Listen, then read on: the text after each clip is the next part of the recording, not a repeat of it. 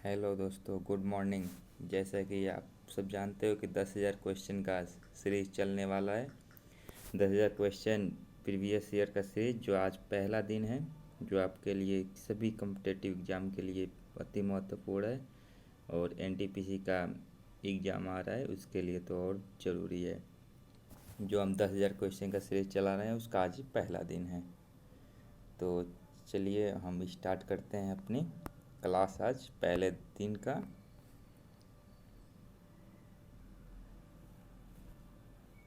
चलिए पहला क्वेश्चन करते हैं। पहला क्वेश्चन क्या बोल रहा है, देखिए आप पहले।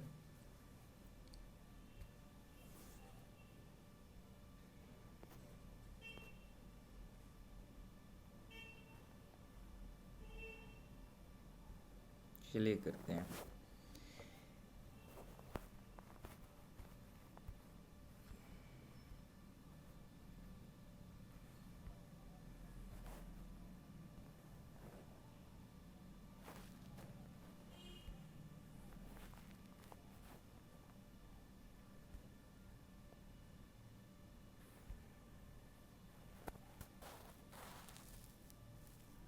चलिए करते हैं। पहला क्वेश्चन बोल रहा है, 3 वर्ष पहले ए बी और सी की औसत आयु 29 वर्ष थी। यदि 5 वर्ष पहले बी और सी की औसत आयु 23 वर्ष थी, तो ए की वर्तमान आयु क्या होगी। आइए करते हैं।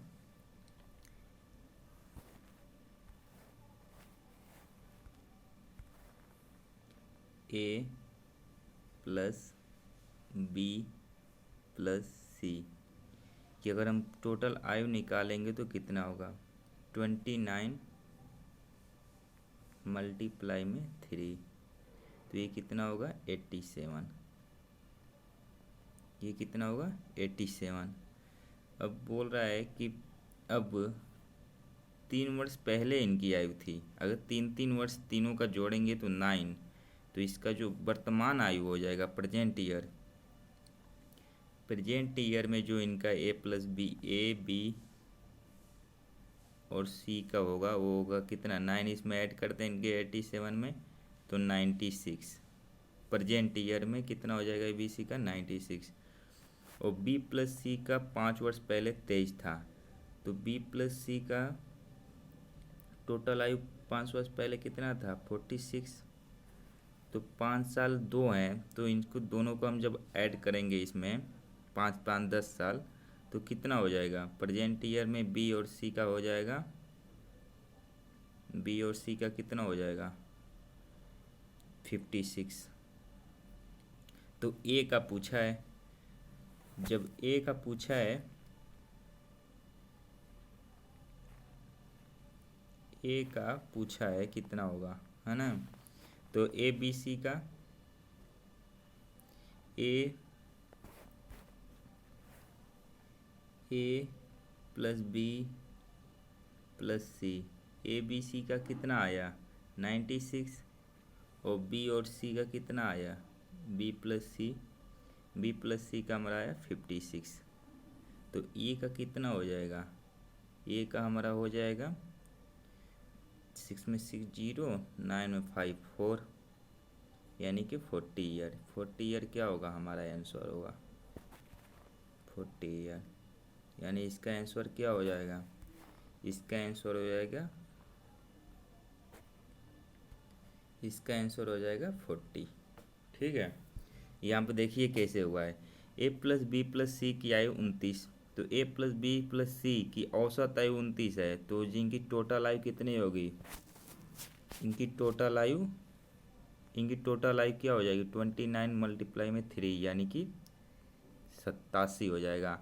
और प्रेजेंट ईयर में कितना होगा ए प्लस बी प्लस सी का 96, क्योंकि 3 ईयर एगो है पहले है, तो 3 ईयर यानी 3 का 3 बार जोड़ेंगे हम तो 96 हो जाएगा। इसी तरह बी और सी का 5 साल पहले कितना 46, और बी और सी का 5 10 साल जोड़ देंगे तो इनका हो जाएगा 56। और अब जब बी और सी मिल गया और ए बी सी मिल गया, तो ए का पूछा है, तो ए प्लस बी प्लस सी में से बी ये माइनस कर देंगे हम, तो हमारा आ जाएगा 40 ईयर। चलिए अब चलते हैं नेक्स्ट क्वेश्चन पर। नेक्स्ट क्वेश्चन क्या आ रहा है? नेक्स्ट क्वेश्चन बोल रहा है कि दिया गया कौन सा भिन्न 1/2 से कम है। अब देखिए 1/2 से कौन सा कम है, 1/2 से कम पूछा हुआ है। तो आप दो तरीके से कर सकते हो। पहले तो आप देखो कि 1/2 दिया है, तो जैसे हम 15/31 ले रहे हैं, तो इसको हम जब लेंगे तो यहाँ 1/2 लिखेंगे। अब इनको दोनों को तिर्यक मल्टीप्लाई करके देखते हैं, और जिसका ज़्यादा आता है, जिसका मैक्सिमम ऊपर न्यूमरेटर जिसका ज़्यादा आएगा वो हमारा ज़्यादा होगा, और जिसका कम आएगा वो कम आएगा। तो 15 में 2 से करेंगे तो कितना आएगा? 15 में 2 से करेंगे तो 30, और इसमें इससे करेंगे तो हमारा 31। तो ये हो जाएगा 30/30 आएगा, और इधर का आएगा हमारा 31। तो कौन सा बड़ा है? ये वाला। तो मतलब जो आपका आंसर होगा ये होगा। और इसमें चेक करोगे 1/2 से, तो इसमें 9 से करोगे तो 9, और 5 से करोगे तो 2 से करोगे तो 10, यानी कि ये ज़्यादा हो जाएगा। इसमें करोगे 1/2 से तो इसमें से 30, इसमें 16 और ये 15, तो ये ज़्यादा हो जाएगा। इसी तरह इसमें करोगे 1/2 से तो ये आपका 22 और ये 21, ये भी ज़्यादा हो जाएगा। यानी मतलब हमारा आंसर क्या हो जाएगा? आंसर ए इसका हो जाएगा। समझ में आया? या तो आप ऐसे भी चेक कर सकते हो 1/2 हमारा कितना होता है। ऐसे भी आप चेक कर सकते हो कि 1/2 हमारा कितना होता है। 1/2 बराबर 0.5, और 0.5 यानी कि हमारा जब ऊपर एक जीरो बढ़ाएंगे तो 150/31 हो जाएगा। तो ये जब 31 होगा तो हम जानते हैं कि 30 में 5 से जाता है, 31 में तो 150 हो जाएगा, यानी कि ये 0.4 में ही रह जा रहा है, इसलिए ये वाला आंसर सही होगा इसका। चलिए अब नेक्स्ट क्वेश्चन पर चलते हैं। नेक्स्ट क्वेश्चन क्या कर रहा है? नेक्स्ट बोल रहा है किसी किरण की शादी 20 वर्ष पहले हुई थी। आज किरण की आयु उसकी शादी के समय उसकी आयु की 11/7 गुनी है। अभी से 10 वर्षों के बाद किरण की आयु क्या होगी? चलिए इसको करते हैं।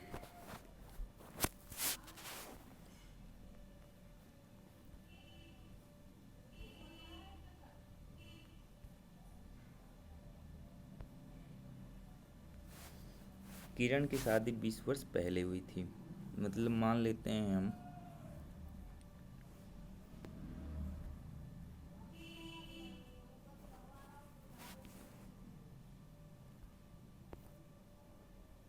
चलो करते हैं। मान लेते हैं किरण की 20 वर्ष पहले आयु क्या थी? 20 ईयर एगो जो उसकी आयु थी, 20 ईयर एगो जो उसकी आयु थी वो 1 वर्ष थी। ठीक है। तो आज किरण की आयु, आज उसकी आयु कितनी हो जाएगी? x + 20। आयु उसकी शादी के समय उसकी आयु की 11/7 गुनी थी, मतलब कितना? 11/7 और शादी के समय x। अब इसमें मल्टीप्लाई करते हैं तो ये कितना हो जाएगा? 7x और प्लस 140 = 11x। कितना हुआ? 7x + 140 = 11x। तो अब ये आपका आया कितना? 7x + 140 = 11x, यानी 4x = 140। तो x यहाँ से कितना आया? x बराबर आया हमारा 35। तो प्रेजेंट ईयर एज क्या हो जाएगा? प्रेजेंट ईयर हो जाएगा हमारा 35 और +20, 35 प्लस 20 कितना 55। अब पूछा क्या है क्वेश्चन में, देखते हैं पूछा क्या है। अभी से 10 वर्षों के बाद किरण की आयु क्या होगी। अभी से मतलब कि जो 10 वर्ष बाद आयु क्या होगी। तो प्रेजेंट ईयर में कितना है 55 है, तो 10 साल बाद कितनी हो जाएगी। 10 साल बाद अगर देखें तो 10 साल बाद हमारा 65। 10 साल बाद कितना होगा 65। हमारा आंसर ये हो जाएगा 65। ठीक है, ये सारे क्वेश्चंस आए हुए हैं आपके 9 तारीख को जो एनटीपीसी का सेकंड शिफ्ट हुआ था लेवल 6 का, उसका है ये। ठीक है, चलते हैं नेक्स्ट क्वेश्चन पर। नेक्स्ट क्या कर रहा है। यदि किसी घन की मुख्य विकर्ण 12 सेमी लंबी है तो घन का आयतन क्या होगा। हम जानते हैं कि जो घन का विकर्ण होता है डायगोनल कितना होता है √3a। तो ये कितना दे रखा है 12, यानी √3a बराबर 12। तो a का मान यहाँ से क्या आएगा 4√3। तो अब जब इसका आयतन क्या होता है, आयतन वैल्यू बराबर AQ। तो जब इसका AQ करोगे आप तो 4 का कितना 64 और इसका 3√3। तो आपका जो आंसर आएगा, आंसर क्या आएगा 192√3। जब आप इसका मल्टीप्लाई करोगे इसका तो आंसर कितना आ जाएगा 192√3। ठीक है, एक बार और समझ लो। डायगोनल कितना होता है हमारा √3a। किसी भी घन का डायगोनल कितना होता है √3a। तो √3a का मान वैल्यू दे रखा है यहाँ पे कितना, √3a का वैल्यू दे रखा है 12। तो a बराबर कितना आ जाएगा, इसको हम क्या लिख सकते हैं 4×3। तो एक √3 से √3 कट जाएगा तो यहाँ √3 बच जाएगा। तो वैल्यू कितना हो जाएगा AQ 64 और ये 3√3।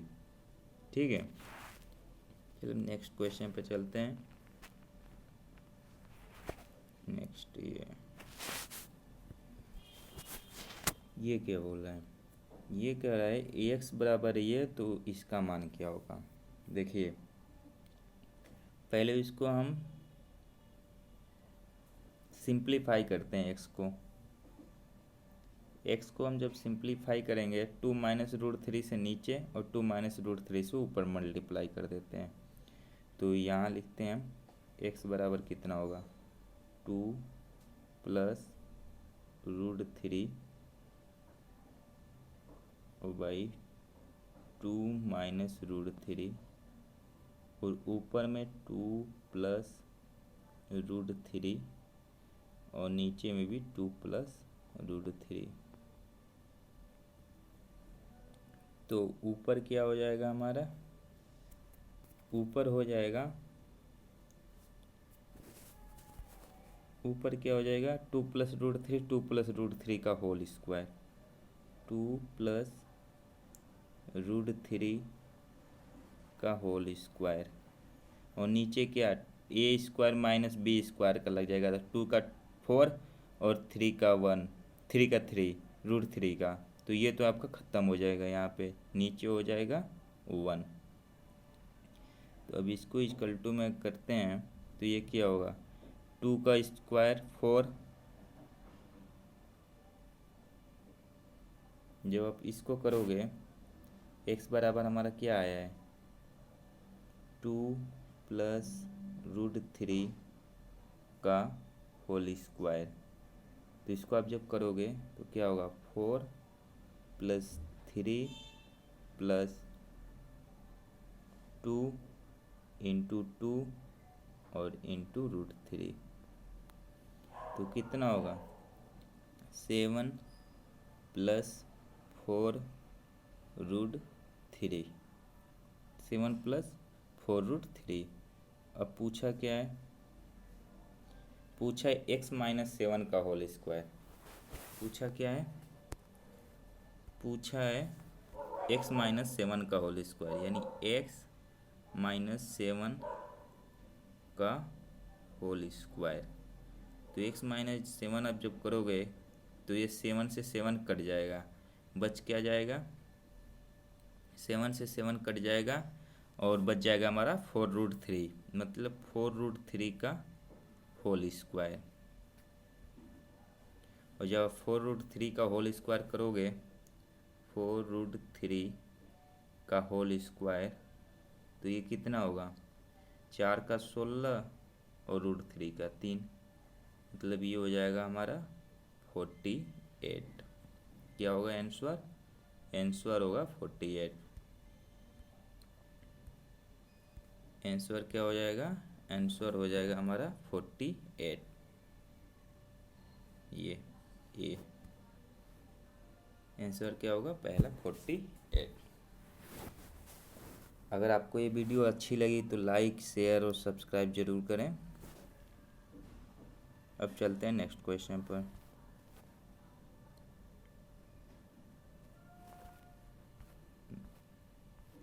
नेक्स्ट 3 सेमी त्रिज्या वाले अर्धगोले का आयतन पूछा है। तो अर्धगोले का जो आयतन होता है हमारा, अर्धगोले का आयतन कितना होता है, अर्धगोले का आयतन होता है 2/3 पाई आर क्यू।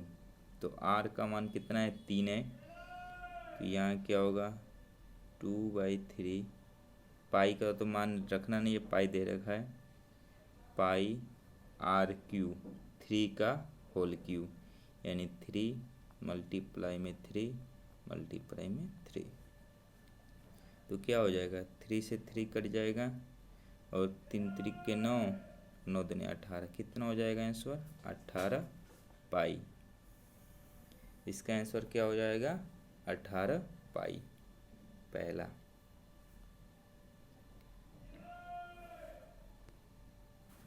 चलिए अब नेक्स्ट क्वेश्चन पर चलते हैं। नेक्स्ट क्या कर रहा है, प्लीज़ शेयर और सब्सक्राइब जरूर करें इस चैनल को, जिससे ज़्यादा से ज़्यादा लोग देख सकें।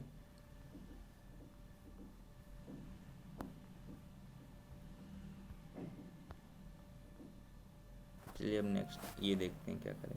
वार्षिक साधारण ब्याज की निश्चित दर पर निवेश किए जाने पर 4750 रुपये की राशि 5/1/2 वर्षों के बाद परिपक्वता पर देय राशि 6840 रुपये थी। भुगतान किए गए साधारण ब्याज की प्रतिवर्ष दर क्या थी। चलिए इसको करते हैं। दर पूछा हुआ है, यानी रेट पूछा, क्या है हमारा रेट पूछा है, रेट पूछा है। तो अब हम क्या जानते हैं कि जो हमारा ब्याज होता है, जो हमारा ब्याज होता है SI सिंपल इंटरेस्ट, उसका फार्मूला क्या होता है P into R into T/100, ये होता है इसका फार्मूला SI निकालने का। तब इसमें ही रख देंगे, लेकिन हमको दे रखा है ये क्या है 6840 जो है हमारा, ये हमारा मिश्र धन है, जो मतलब सिंपल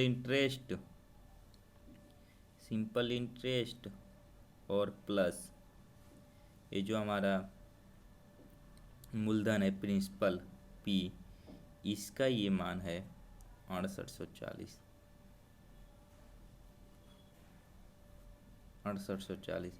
तो अब हम SI निकालना है, तो SI बराबर क्या हो जाएगा 6840, और जो मूलधन है हमारा P उसको इसमें से माइनस करेंगे। तो मूलधन कितना है, मूलधन है 4750, मूलधन कितना है प्रिंसिपल 4750।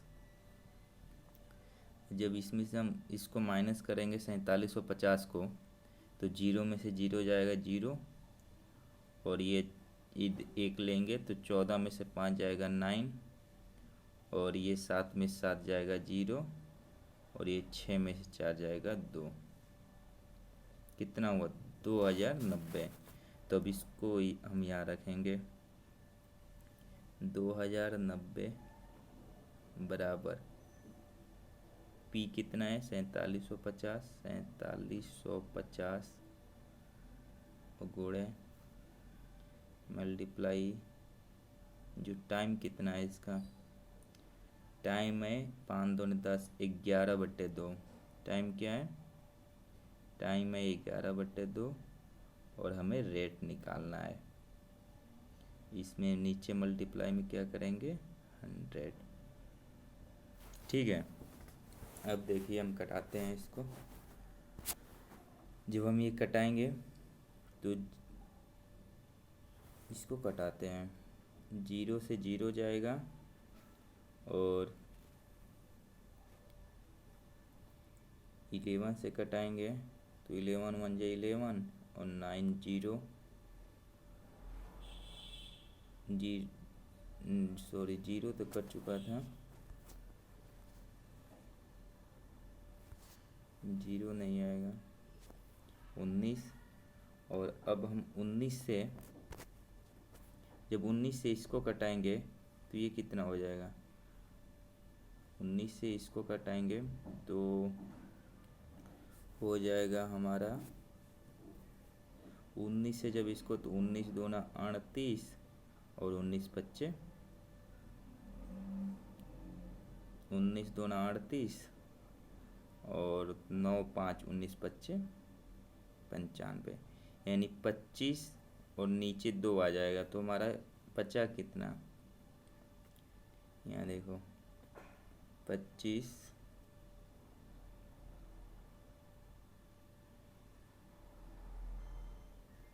बचा कितना है? 1 बराबर, ये तो पूरा कट चुका है, 25R 25R/200 बचा कितना? 1 बराबर 25R 25R/200। R बराबर कितना हो जाएगा? R बराबर हो जाएगा 200/25, मतलब 8%।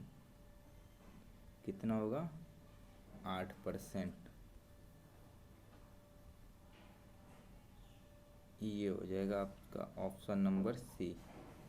क्या हो जाएगा? सी, 8%।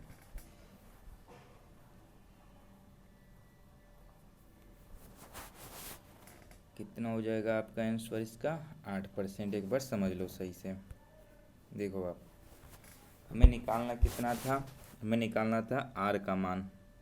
आर का मान कितना होगा? ये आर का मान हमें निकालना था। हम जानते हैं हमारा एसआई का जो साधारण ब्याज का फार्मूला होता है, साधारण ब्याज का फार्मूला क्या होता है? ये होता है एसआई बराबर पी प्रिंसिपल है, मूलधन, आर रेट है, दर, और टी हमारा क्या है? समय। लेकिन ये दे रखा है जो नीचे, ये हमारा पूरा मिश्रधन दे रखा है। ब्याज और मूलधन दोनों को जब ऐड करते हैं तो हमारा मिश्रधन देता है। तो ये दे रखा है मिश्रधन। यहाँ से हमें एसआई निकालना पड़ेगा। तो एसआई निकालने के लिए हम क्या करेंगे? प्रिंसिपल को इधर माइनस करेंगे।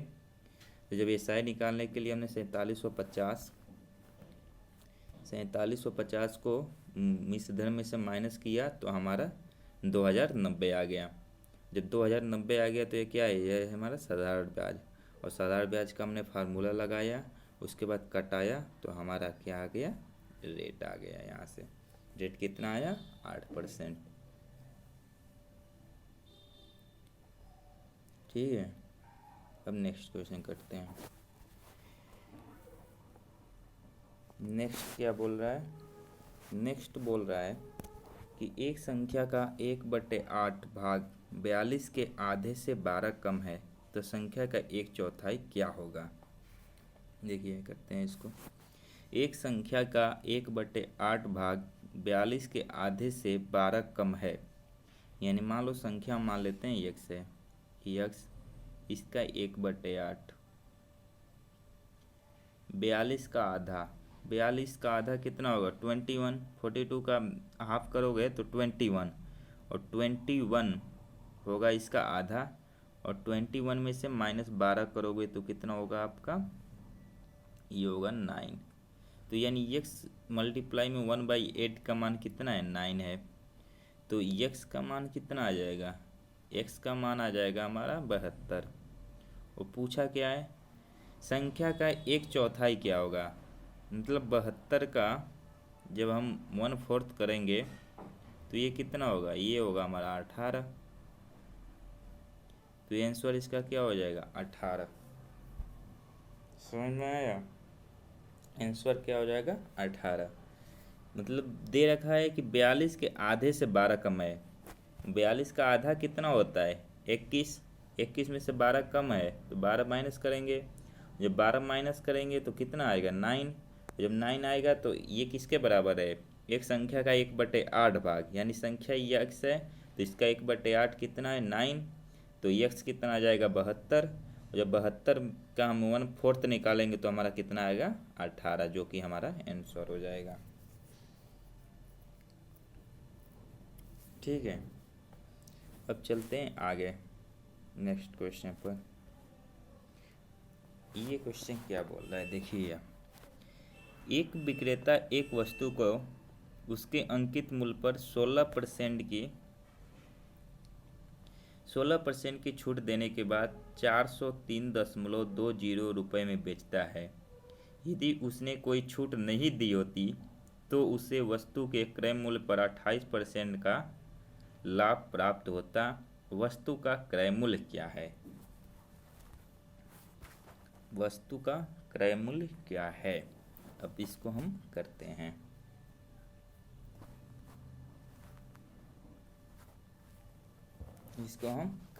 आइए, एक विक्रेता एक वस्तु को उसके अंकित मूल्य पर 16% की छूट पर बेचता है।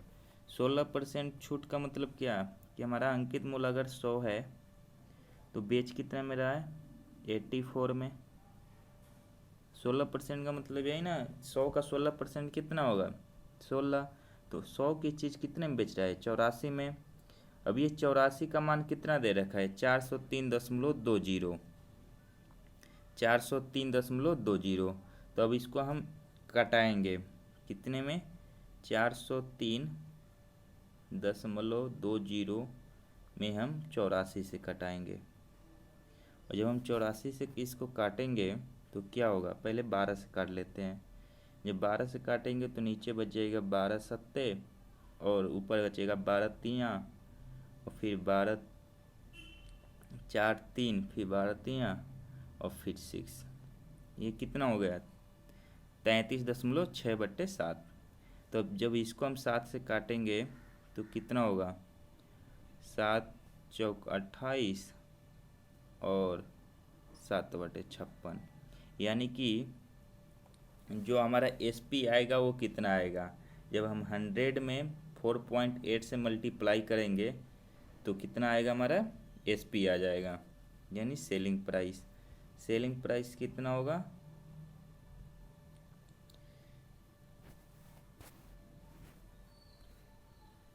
जो हमारा सेलिंग प्राइस होगा वो कितना होगा 100 मल्टीप्लाई में 4.8, कितना होगा ये हो हमारा 480। अब आगे क्या बोल रहा है, आगे बोल रहा है कि यदि उसने कोई छूट नहीं दी होती, अगर वो सॉरी ये SP नहीं है, ये मार्क प्राइस है। SP तो ये है 403.20 जो है, ये 403.20 जो है ये हमारा क्या है, ये सेलिंग प्राइस है। सेलिंग प्राइस बराबर ये है। तो जो हमारा ये 100 है ये क्या है मार्क प्राइस है, ये है हमारा MP मार्क प्राइस, और ये है सेलिंग प्राइस। ठीक है, तो यहाँ पर ये जो है आपका, ये एसपी नहीं है, ये है हमारा मार्क प्राइस। ये क्या है? Mark price. ये है MP mark price. Mark price कितना, अगर हम छूट नहीं देंगे तो तो किस पे? अंकित मूल्य पे। अंकित मूल्य ही हमारा क्या हो जाएगा? सेलिंग प्राइस हो जाएगा। जब हम छूट नहीं देंगे, जब हम किसी पे अगर डिस्काउंट नहीं देंगे तो ये जो 480 है यही क्या हो जाएगा? एसपी हो जाएगा। अब पूछा है हमारा क्रय मूल्य कितना होगा? 28%। 28% का मतलब क्या कि 100 की चीज़ 128 में बेच रहे हैं। 100 की चीज़ कितनी में? 128 में। तो इसको अब हम काट लेते हैं। काटेंगे तो ये 4 से काटेंगे तो 25, ये 4 से काटेंगे तो 32। अब जो है हमारा सीपी क्या होगा? ये 32 जो है, ये 32 ही हमारा ये है 480। तो कितने से मल्टीप्लाई कर रहे हैं हम? 32 से काटेंगे तो 32 और मल्टीप्लाई में 15, मल्टीप्लाई में 50 कर रहे हैं तो ये हमारा आ रहा है सेलिंग प्राइस। तो अब हमारा इस सीपी क्या हो जाएगा? क्रय मूल्य। सीपी क्या हो जाएगा? सीपी हो जाएगा हमारा 25 में कितने से मल्टीप्लाई करेंगे? 15 से। तो हमारा सीपी हो जाएगा 15 × 75 और 15 × 30 37, 375। कितना हो जाएगा? 375। आओ अब देखते हैं।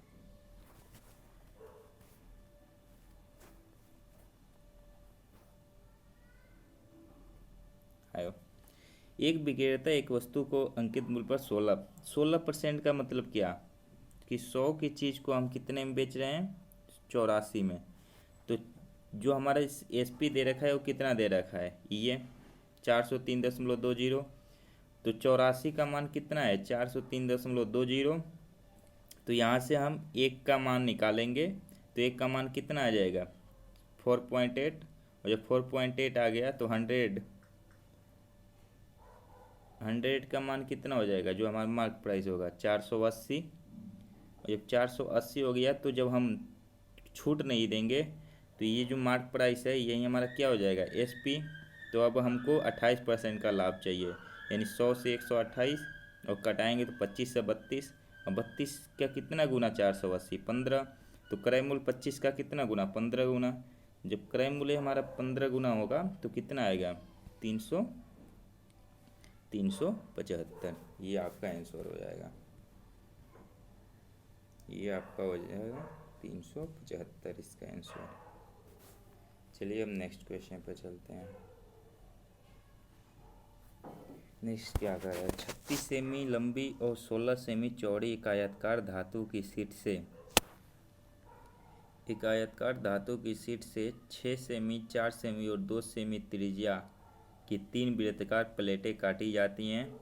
यदि धातु की शीट के शेष भाग का क्षेत्रफल एक वर्ग के क्षेत्रफल के बराबर है तो वर्ग की प्रत्येक भुजा की लंबाई क्या होगी?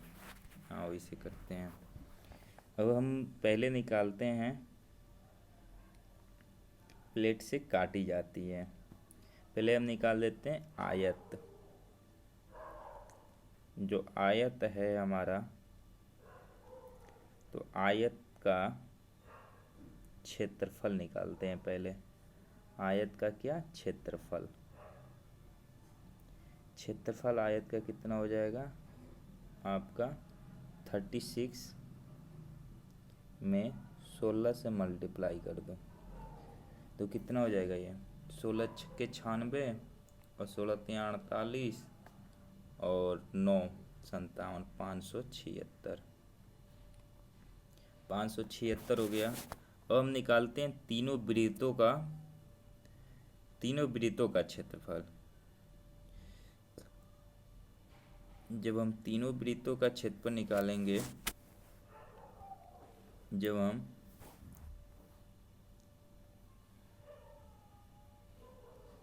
वृत्त का क्षेत्रफल निकालेंगे तो कितना होगा? देखो, जब हम वृत्त का क्षेत्रफल निकालेंगे तो पाई और ये 6 का स्क्वायर पाई आर स्क्वायर होता है, तो ये हो जाएगा 36, ये हो जाएगा 16 और इसका हो जाएगा 4। तो कितना होगा 16 4 20 और 36 56। ये कितना होगा इसका क्षेत्रफल बराबर में 22/7 गुणे 56। ये आप जब काटोगे तो 7 से ये जाएगा 8 बार में, तो कितना होगा 8 दूनी 16, 8 दूनी 16 और 1 17, 176। तो अब आप आयत का क्षेत्रफल आया 576। शेष भाग का क्षेत्रफल, शेष भाग का क्षेत्रफल क्या होगा 576 में से जब हम वृत्त का निकाल देंगे, शेष भाग का क्षेत्रफल, शेष भाग का क्षेत्रफल क्या होगा, शेष भाग का क्षेत्रफल हो जाएगा 576 माइनस का 176, ये हो गया हमारा 400। और क्या बोल रखा है, शेष भाग का क्षेत्रफल के वर्ग के क्षेत्रफल के बराबर है, तो वर्ग की प्रत्येक भुजा की लंबाई क्या होगी। शेष भाग का क्षेत्रफल कितना है 400 है, तो ये किसके बराबर है 400 जो है ए स्क्वायर के बराबर है, ए स्क्वायर के बराबर है ना। अगर ए हमारा उसका है तो ए का मान कितना हो जाएगा, ए बराबर 20, ए का मान कितना हो जाएगा 20, इसका आंसर हो जाएगा 20।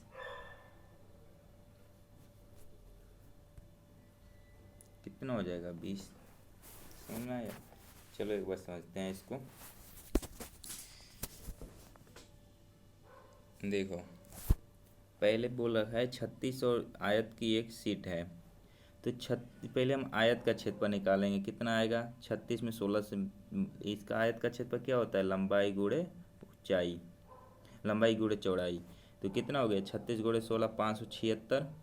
और फिर अब हम जब इन तीनों वृत्तों का निकालेंगे पाई आर स्क्वायर पाई 36 और 16 और 4, तो ये कितना हो गया 56 पाई, ये हो गया हमारा 56 पाई, पाई का मान रखेंगे 22/7 और 56 से तो ये हो गया 176, 8 से जाएगा। और जब ये 176 तो शेष भाग का क्षेत्रफल कितना 576 में से 176 जाएगा 400, और 400 ही क्या है 400 ही हमारा एक वर्ग का क्षेत्रफल है, तो एक 400 किसका स्क्वायर होता है 20 का, तो आंसर हो गया 20।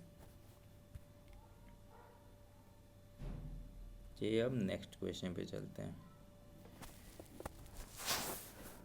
नेक्स्ट क्या बोल रहे हैं, किसी राशि पर 3 से 1/3 वर्ष के लिए प्रति वर्ष की दर से साधारण ब्याज, समान राशि पर 5 से 1/2 वर्ष के लिए 12% दर से साधारण ब्याज इतना रुपए कम है। अब देखो यहाँ पे हम मान लेते हैं हमारी राशि कितनी है, हमारी राशि है x, कितनी है x। किसी राशि पर 3.5 वर्षों 3 से 1/3 वर्षों के लिए 15%, तो 3 से 1/3 का मतलब क्या है 10/3, मतलब क्या 10/3 और मल्टीप्लाई में 15 और बाई 100, ये कितना आएगा आप जब काटोगे तो 3 से काटोगे तो ये 5 आएगा, और 50x/100, इसको कर लो आप 50x/100, ये कितना हो जाएगा 50x, हम 100 इसलिए नहीं काट रहे हैं कि उसमें भी 100 आएगा जब इसको आप करोगे, जब इसको आप करोगे तो 5 11/2 और 12, इसको भी आप करोगे जब तो x इंटू 11/2 इंटू 12 और बट्टे में 100, तो ये कितना हो जाएगा, इससे आप जब काटोगे 2 से तो ये हो जाएगा 6 बार में, तो ये हो जाएगा 66x/100, ये कितना हो गया 66x, ये कितना हो गया 66x और बट्टे में 100, तो इन दोनों का डिफरेंस दे रखा है कितना 66x बट्टे 100 और माइनस 50x बट्टे 100 कितना दे रखा है? ये दे रखा है 1840। ये कितना है? ये है 1840। ये कितना है? ये है 1840। 1840 जब हम इसको काटेंगे तो क्या हो जाएगा? 16x बट्टे 100 बराबर 1840। 16 से काटेंगे इसको हम, 16 से काटेंगे तो 16 एकम 16, 2 4, 16 एकम 16 और 5 16 85। मतलब x बराबर कितना हो जाएगा? 11500। कितना हो जाएगा? 11500। आंसर होगा हमारा इसका 11500। देखिए अब हम जानते हैं कि हमारा साधारण ब्याज का फार्मूला क्या होता है। साधारण ब्याज का जो फार्मूला होता है ये होता है मूलधन और ये टाइम और ये परसेंटेज बाई 100। ये हमारा साधारण ब्याज होता है। एक का साधारण ब्याज इतना दे रखा है और एक का आपका दे रखा है इतना। तो इन दोनों का डिफरेंस दे रखा है 1840। तो यहाँ से हमने x निकाल लिया मूलधन। चलिए अब नेक्स्ट क्वेश्चन पर। नेक्स्ट क्या बोल रहा है कि प्रेक्षणों की एक विशेष संख्या का माध्य 12 है। यदि एक प्रेक्षक को हटा दिया जाता है तो माध्य अपरिवर्तित रहता है। अब देखिए, जब हम एक संख्या को हटा देंगे तो माध्य अपरिवर्तित रहने का मतलब क्या है कि खुद की वो संख्या जो एक जा रही है खुद वो 12 हो। जब वो 12 रहेगी तभी तो अपरिवर्तित रहेगा। तो आप डायरेक्टली इसका आंसर कितना हो जाएगा? 12। लेकिन इसको करने की क्या है? प्रेक्षकों की एक मान लेते हैं हम x संख्या है कुल उसमें, ठीक है। जब x है तो हमारा कुल योग कितना हो जाएगा? 12x। एक प्रेक्षक हटा दिया जाता है। इसको हम यहाँ से मिटाते हैं। मान लेते हैं कि संख्या कितनी है? संख्या है हमारी x, ठीक है। तो टोटल क्या हो जाएगा? 12x। एक प्रेक्षक को हटा, मान लो y को हटा देते हैं और माध्य अपरिवर्तित रहता है। मतलब कि इसका औसत निकालेंगे तो कितना हो जाएगा? x में से एक कम हुआ x माइनस 1। तो ये भी कितना है? 12 ही है। अब इसको आप जब करोगे तो यहाँ होगा 12x, ये होगा y और ये होगा 12x और ये होगा माइनस 12। तो कितना होगा आपका? यहाँ से कटा दो, 12x से 12x खत्म हो जाएगा, माइनस से माइनस खत्म, यानी y बराबर कितना आ गया? y बराबर 12। हमारा आंसर हो जाएगा 12, ठीक है। नेक्स्ट पे चलते हैं। अगला क्वेश्चन क्या कर रहा है? अगला बोल रहा है कि एक व्यक्ति स्थित जल में 11 किलोमीटर प्रति घंटे की गति से नाव चला सकता है। धारा की गति 5/6 मीटर प्रति सेकेंड है। धारा के प्रतिकूल 36 किलोमीटर की दूरी तय करने में उसे कितना समय लगेगा? आइए इसको करते हैं। एक व्यक्ति स्थिर जल में 11 किलोमीटर, यानी नाव की चाल यक्स अगर मानते हैं हम, नाव की चाल कितनी है? x बराबर 11 और धारा की चाल y, तो इसको हम मीटर प्रति सेकेंड में दे रखा है, किलोमीटर प्रति घंटे में बदलेंगे। तो बदलने के लिए किससे मल्टीप्लाई करेंगे? 18/5 से। जब 18/5 से करेंगे तो ये हम प्रैक्टिस सेशन चला रहे हैं। प्रैक्टिस सेशन में आपको नॉर्मल आना ही चाहिए कि किससे हम मल्टीप्लाई करेंगे तो मीटर प्रति सेकेंड में होगा और किससे मल्टीप्लाई करेंगे तो ये किलोमीटर प्रति घंटा में होगा। इतना तो आपको आना ही चाहिए। तो यहाँ जब हम करेंगे तो ये 5 से 5 कट जाएगा, ये 6 से 3 बार में जाएगा। तो y बराबर कितना आएगा हमारा 3। अब पूछा है धारा के प्रतिकूल। जब हम प्रतिकूल निकालते हैं, प्रतिकूल यानी अपस्ट्रीम, तो अपस्ट्रीम क्या होता है, यानी नाव की चाल में से धारा की चाल को हम माइनस करेंगे।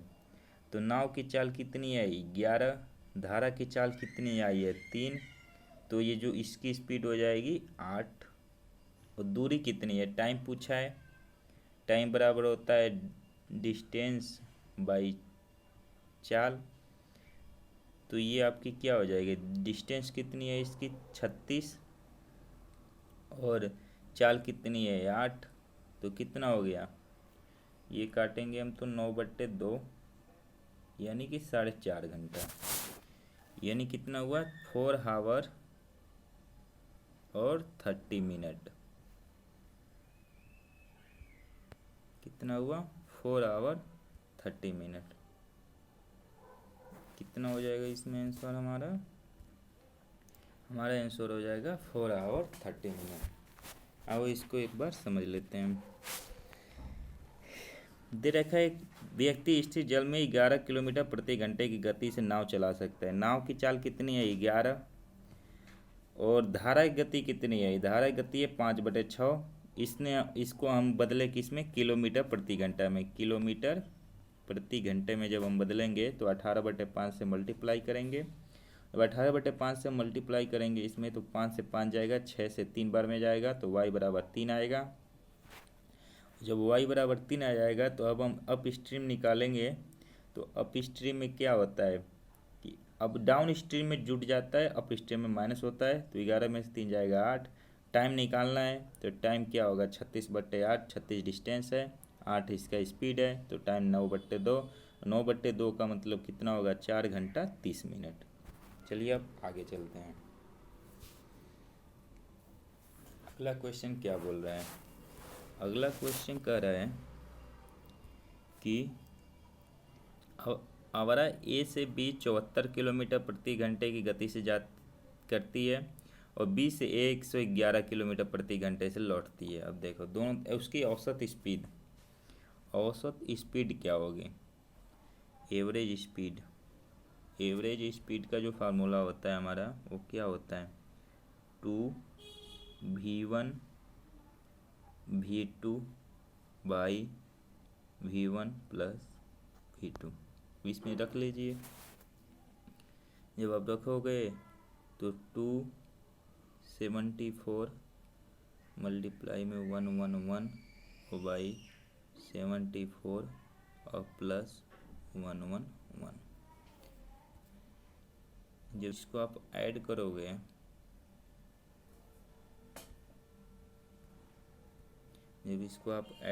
एवरेज स्पीड बराबर तो 274 और ये होगा 111 और नीचे कितना हो जाएगा 185।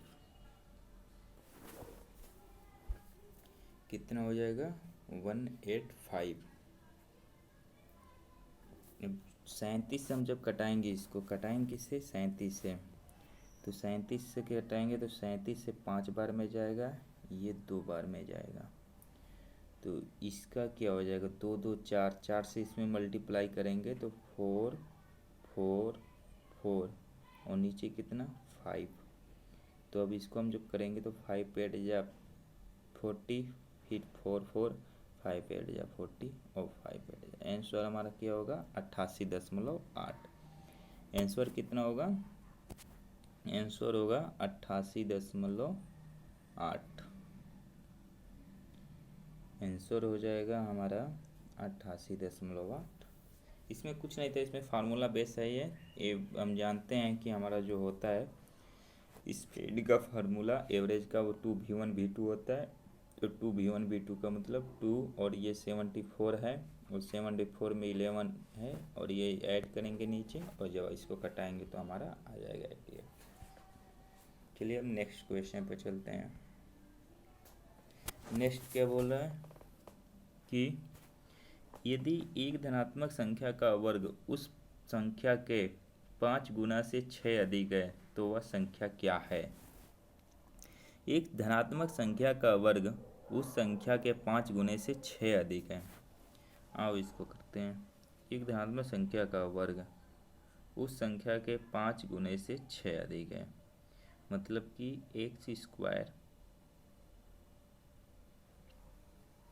वर्ग उस संख्या के 5 गुने से 6 अधिक है, यानी 5x और +6।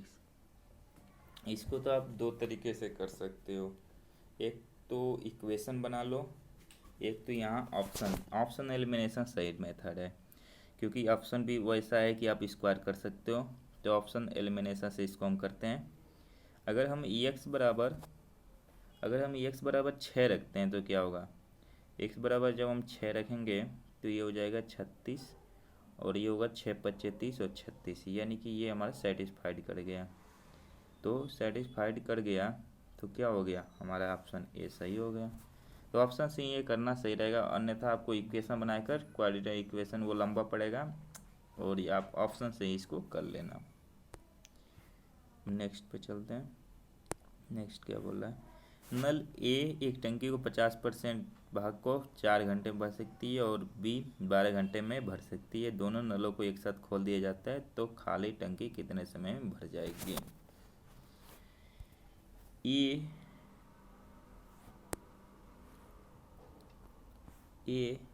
कितने में भर रही है, 50% भाग 4 घंटे में, यानी पूरा कितना में, 8 में, और बी 12 घंटे में। बी कितना में भर रहा है, 12 घंटे में।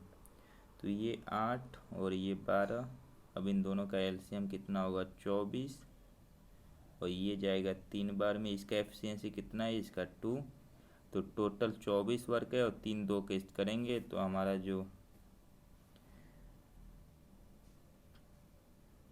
टाइम होगा वो कितना होगा, टोटल वर्क 24 और एफिशिएंसी दोनों का 3 + 2, मतलब कि 24/5, 4 घंटा और 4/5 48 मिनट। 4 घंटे 48 मिनट इसका आंसर होगा। कितना होगा, 4 घंटा 48 मिनट, आपका आंसर हो जाएगा ये। इसको हम समझते हैं एक बार। ए 8 में कटता है, बी 12 दिन में करता है, तो 8 और 12 का एलसीएम 24 होगा। 8 से की एफिशिएंसी 24 काम करना है तो कितने में करेगा, 3 की एफिशिएंसी करेगा 24, और 12 दिन में कर रहा है 24 काम, तो इसका एफिशिएंसी 2 है। टोटल काम हमारा 24 है, और 24 को हम कितने में कर रहे हैं, 5 की एफिशिएंसी से, और 24 चौक को 4 और 4/5, 4/5 का मतलब 48 मिनट, यानी 4 घंटा 48 मिनट। नेक्स्ट पे चलते हैं। ए प्लस बी का वह अधिकतम मान ज्ञात कीजिए जिसके लिए 8 अंकों वाली संख्या 15 से विभाज्य हो। अब इसमें देखो क्या है, इसमें ये है कि ए प्लस बी का मैक्सिमम निकालना है हमको। कितना निकालना है, मैक्सिमम। तो एक तो 15 से बोल रहा है, तो ये 3 से कटेगी और 5 से कटेगा। तो 5 से कटने के लिए क्या हो देगा, 5 से कटने के लिए हमें या तो 0 लास्ट में हो या तो 5 लास्ट में हो। तो मैं एक बार, और मैक्सिमम पूछा है तो मैक्सिमम के लिए हम क्या रखेंगे, 5 रखेंगे, क्योंकि 0 पे तो 5 का अंतर आ जाएगा। तो हम एक बार 5 रखते हैं। तो जब 5 रखेंगे इसमें तो क्या होगा, क्या है, 4 5 2 3 A 6 0 B। तो B की जगह पे जब हम 5 रखेंगे तो 3 से कटने का नियम क्या है कि ये संख्या का योग 3 से कट जाए। तो ये हो जाएगा 5, यहाँ हमने 5 रख दिया। 5 6 11, 3 14, 2 16, 5 21, 4 25, 25। ए प्लस 25 आ रहा है। जब ए प्लस 25 आ रहा है तो इसको हमें 3 से काटना है, वो मैक्सिमम रखना है। तो मैक्सिमम रखने के लिए क्या है, 9 तक संख्या रख सकते हैं। 9 रखेंगे तो 34 हो जाएगा, जो 3 से कटता नहीं है। 9 रखेंगे तो 34, 3 से कटेगा नहीं है, 3 से कटेगा नहीं। और जब 8 रखेंगे ए बराबर 8, तो क्या 8 25 33, 33 हमारा 3 से कट जाएगा। तो ए बराबर कितना होगा 8 और बी बराबर हमारा कितना आया था 5। तो ए प्लस बी कितना हो जाएगा, ए प्लस बी हमारा हो जाएगा 13। ए प्लस बी कितना होगा 13, हमारा आंसर हो जाएगा इसका 13।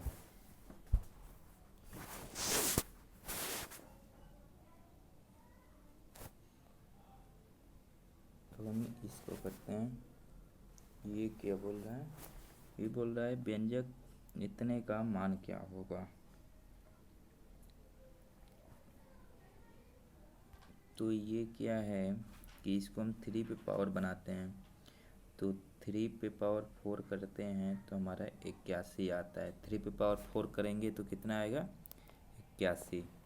तो ये 4 से इसमें मल्टीप्लाई करेंगे तो 3 पे पावर 0.64 और ये कितना होगा 3 पे पावर 0.36। और जब मल्टीप्लाई में है तो दोनों का पावर ऐड हो जाएगा। 3 पे पावर कितना 64 और 3 6 1 हो जाएगा और इसका आंसर हो जाएगा हमारा 3। कितना होगा 3। चलते हैं नेक्स्ट पर। के का वह अधिकतम मान ज्ञात कीजिए जिसके लिए 6 अंकों की संख्या 6 से पूर्णतः विभाजित हो जाए। 6 से विभाज्य होने के लिए क्या चाहिए, 6 से विभाज्य के लिए हमें चाहिए कि 2 और 3 दोनों से विभाज्य हो, 2 और 3 से विभाज्य हो। 2 से क्या लास्ट में या तो 0 हो या तो 3 हो, तो 0 अर्क रखेंगे तो 2 4 6 3 9 1 10 2 12।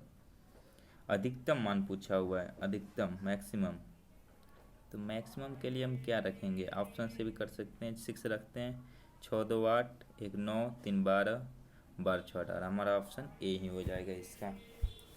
ऑप्शन एलिमिनेशन इसमें सही है। ऑप्शन रखकर 2 4 3 1 2 के रखोगे आप, के जगह पे 6 रखोगे तो 6 और 2 8, 8 और 1 9, 9 3 12 और 6 जोड़ोगे तो 18, तो हमारा आंसर इसका 6 हो जाएगा। अब ये क्वेश्चन नेक्स्ट, ये क्या बोला है, दो संख्याओं का योग 72 है। यदि संख्या 3 5 के अनुपात में है तो दोनों संख्याओं के बीच का धनात्मक अंतर क्या होगा। देखो योग यानी 3x और प्लस 5x का मान दे रखा है 72, यानी 8x बराबर 72, तो x बराबर 9।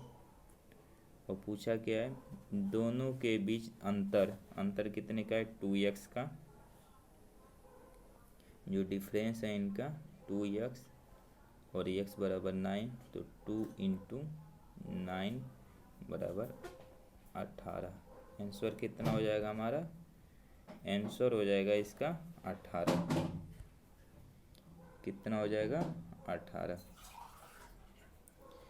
दो संख्याओं का योग 3 5 72 और 8 x बराबर 9 और डिफरेंस पूछा है, तो डिफरेंस कितना होगा 2x 2 × 9। तो नेक्स्ट अगला क्वेश्चन पे चलते हैं। अगला क्या बोल रहा है कि प्रत्येक में से घटाया जाता है तो इस प्रकार प्राप्त संख्या अनुपात के बीच मध्यानुपात। अब इसको देखो आप, इसको आप कैसे कर सकते हो कि 11 और -x बट्टे 15 -x और बट्टे 20 -x और y में 30 -x। तो ये तो बहुत लंबा प्रोसेस है, इसे आप इक्वेशन बनेगा, इक्वेशन सॉल्व कर करोगे। आपको पेपर में ऐसे नहीं करना है, आपको पेपर में ऐसे नहीं करना है, आपको पेपर में ये बहुत लंबा मेथड है, इससे तो आ जाएगा लेकिन इससे इक्वेशन बनेगा, आपको ऐसे नहीं करना है। तो इसको करना कैसे है, इसको करना ऐसे है कि आपको नीचे पूछा है मध्यानुपात। मध्यानुपात का मतलब √2 2k प्लस 2 और मल्टीप्लाई में 3k²। मतलब इसका मान क्या हो रहा है कि के बाहर आएगा, के बाहर, और रूट में 6k और प्लस 6। अब आपको क्या करना है कि यहाँ 1 2 3 4 5 ऐसे रख के चेक करना पड़ेगा। जब 1 रखोगे तो 6 में 6 और 6 12, ये बाहर आ नहीं रहा है। जब आप, हमारा आया क्या है, हमारा आया है के रूट में 6k प्लस 6। तो हम क्या कहते हैं कि इसको हम जब 1 रखते हैं तो 6 में 6 और 12 आएगा जो बाहर नहीं, और जब 2 रखते हैं तो 6 दूनी 12 6 18 आएगा, और जब 3 रखते हैं तो 3 6 का 18 और 24 आएगा, 3 पे 24 आ रहा है। और इसी तरह हम जब 4 रखते हैं तो 4 पे कितना, 4 30 आएगा, और जब 5 रखते हैं तो 5 6 30 और 6 36, यानी 36 जब आ रहा है तो ये 36 हमारा बाहर आ जाएगा। 36 जब बाहर आ जाएगा तो मान क्या हो जाएगा, एक के बराबर हमने 5 रखा तो 5 और अंदर 36 तो 6 तो 30। इसका आंसर क्या हो जाएगा हमारा 30। इसका आंसर हो जाएगा 30। अब आप इसमें सेटिस्फाई भी करा सकते हो। 11 में से 5 जाएगा 6, और 15 में से 5 जाएगा 10, यानी कि 3 और 5 का रेशियो इसमें से जाएगा तो 15 और 25, 15 और 25। तो दोनों का जब आप काटोगे, जब दोनों को काटोगे तो 3 और 5, और जब इसको भी काटोगे तो 3 और 5, तो आपका सेटिस्फाइड कर गया। जी अब नेक्स्ट क्वेश्चन क्या है, एक त्रिभुज के आधार की लंबाई संगत ऊंचाई से 6 सेमी अधिक है। यदि त्रिभुज का क्षेत्रफल 108 है तो त्रिभुज के आधार की लंबाई क्या है। हाँ इसको करते हैं। एक त्रिभुज के आधार की लंबाई हम जानते हैं कि जो एरिया होता है, एरिया कितना होता है, एरिया जो होता है वो होता है 1/2 लंबाई इंटू ऊंचाई। तो ये दे रखा है हमारा कितना,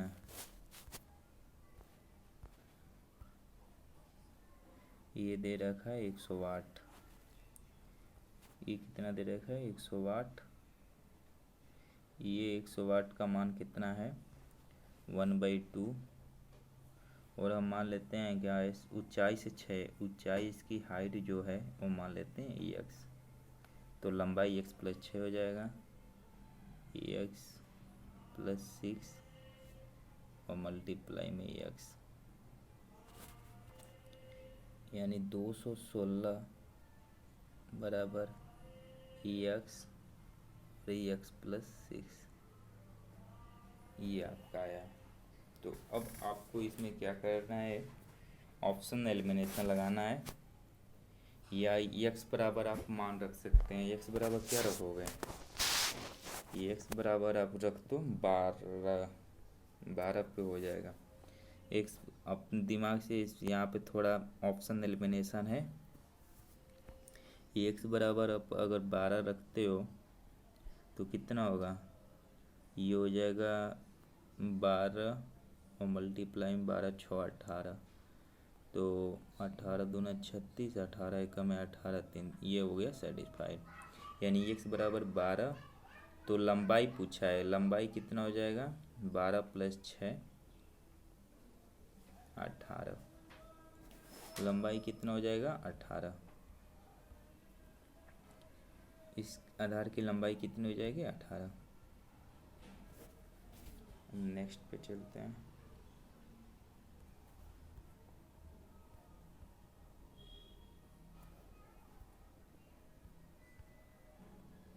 अगला क्वेश्चन क्या कर रहा है 39। ये तो सिंप्लीफिकेशन का या CGL 2022 का क्वेश्चन है, अभी आया हुआ था। तो इसमें हम पहले इस ब्रैकेट को हल करेंगे। तो क्या है कि 39 और माइनस 30 और माइनस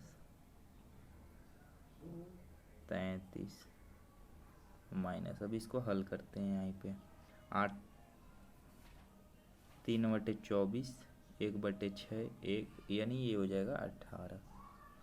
कितना हो जाएगा 18। आप जब करोगे तो 18 हो जाएगा। 33 सब देखो जो हो गया 39, ये हो गया माइनस 33 में से 18 जाएगा 15 और 15 30 में से 15 जाएगा 15।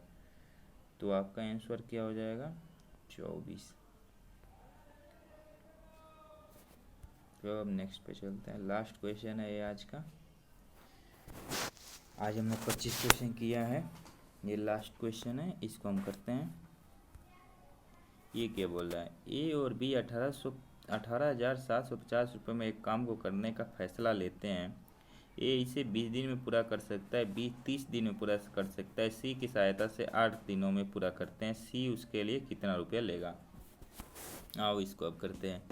ए कितने दिन में 20 दिन में कर रहा है, बी कितने 30 दिन में कर रहा है, और सी की सहायता से ए बी और ए प्लस बी प्लस सी, ए प्लस बी प्लस सी कितने 8 दिन में।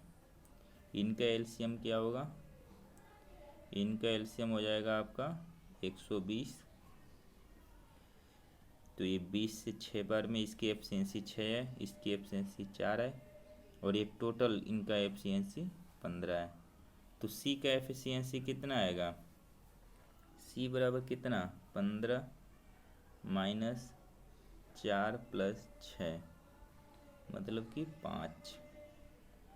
और जो दे रखा है टोटल दे रखा है इसमें 18,750, यानी सी का जो एक दिन का मजदूरी होगा, मजदूरी कितना होगा 18,750 बट्टे 15 और गुणे 5 कितना आएगा ये हमारा आएगा 15 से कटाएंगे इसको तो